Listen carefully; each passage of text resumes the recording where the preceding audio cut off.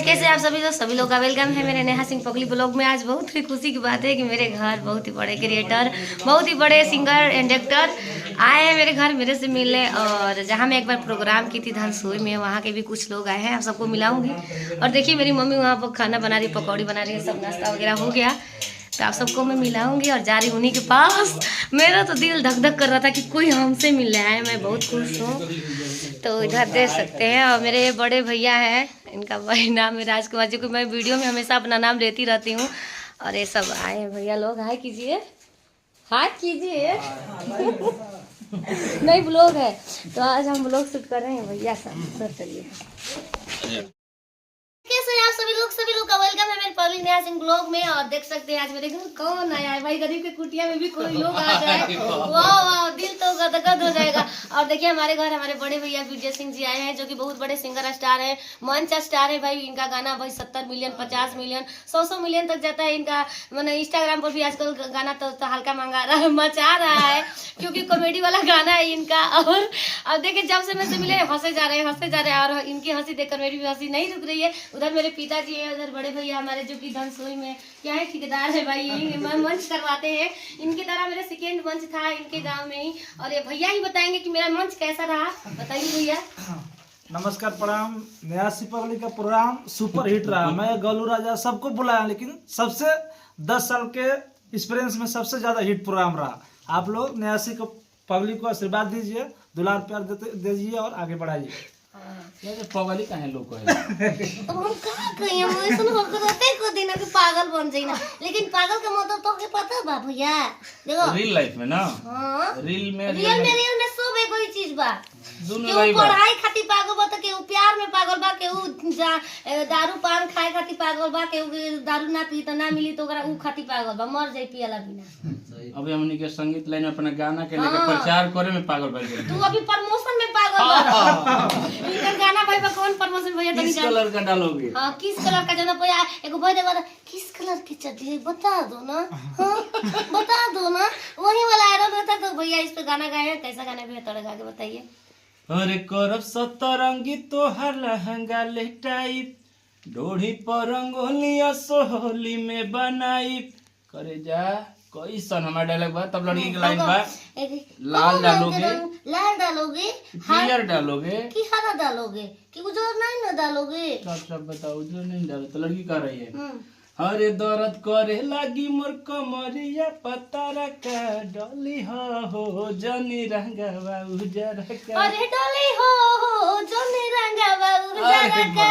कि भैया के बहुत ही सुपर हिट गाना है, और आजकल ट्रेंडिंग भी चल रहा है इंस्टाग्राम पर। जो लोग रील्स नहीं बनाए हैं, रील्स बनाइए, सपोर्ट कीजिए, और साथ साथ इस प्यारी पगली को भी सपोर्ट कीजिए, ताकि देख रहे हैं कि जब बालू वालू पड़ा, बताइए जब बालू ना आई बड़का टेबुलवा रखा जाए हमार डाइनिंग हॉल है और डाइनिंग टेबल है। हाँ यूट्यूब चाचा की मेहरबानी रही, फेसबुक चाचा की मेहरबानी रही, तो हमारे 5 ताला घर बनी, बहुत जगह हमरो जमीन ले आई।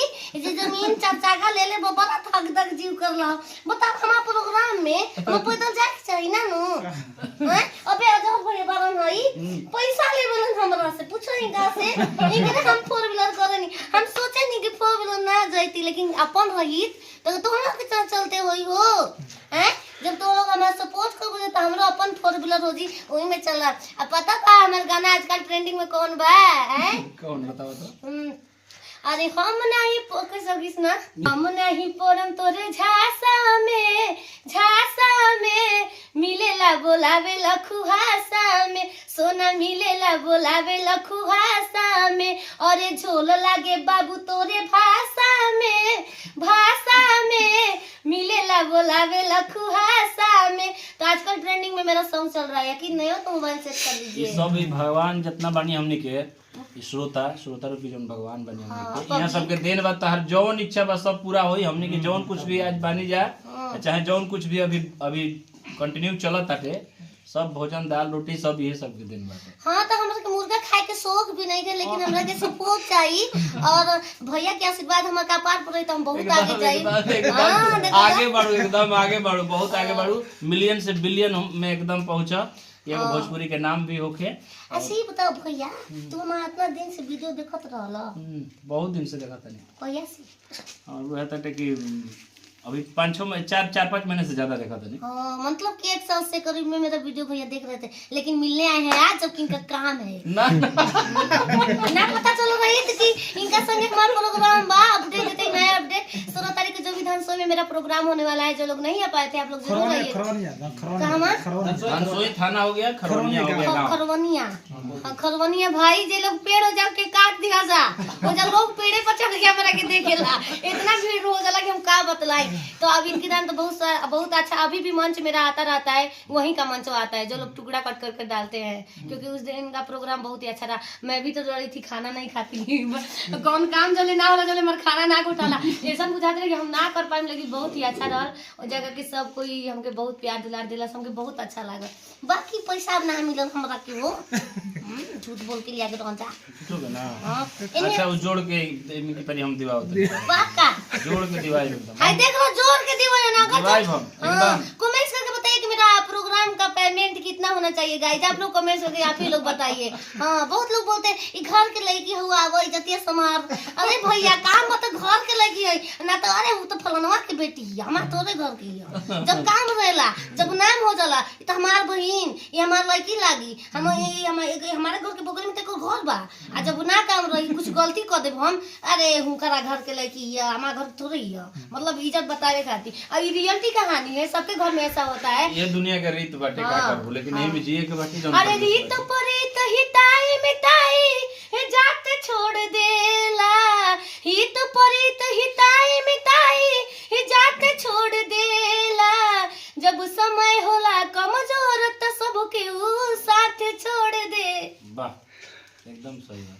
सांस फूलता हो देखता इतना कॉमेडी क के आइल बनी। खा लो पकौड़ी उकौड़ी छान ले बड़ो बड़ा बढ़िया पकौड़ी खा अपना घर के पुआ केकरा के निकला गेला ना ना ना, हम कीन के खानी। हम बिरयानी ना खाई, हमार यूट्यूब से पैसा आई तो हम बिरयानी खाई। तो गोरी तो लोग खा जा। अब तो लोग के समय गइल, हमरा से तू सीनियर बारा, हमके जूनियर होई तो हमके सपोर्ट कर। एकदम फुल सपोर्ट रहे। हां जैसे कहब वैसे सपोर्ट रहे। अंता सिंह तिरंगा के तू ही आगे बढ़ला ना हम काहे बड़े सब काहे अपना ना भाग्य किस्मत से सब अपना आगे बढ़ला, सब हमार मेहनत भाग करेला। कहां बा? तार भाग खुल गेल बा पहले ही ले। के खोल देले ह? बहुत खोल देले बड़े, भगवान खोल देले बड़े, ईश्वर खोल देले बड़े। भगवान पता बा के का कहत बा? क्या कह देला? भ मने भूमि, ग मने गगन, वा मने वायु, न मने नील। एक पानिया जल एक भगवान हो। ये रास्ता। हाँ ये सब रियलिटी बा।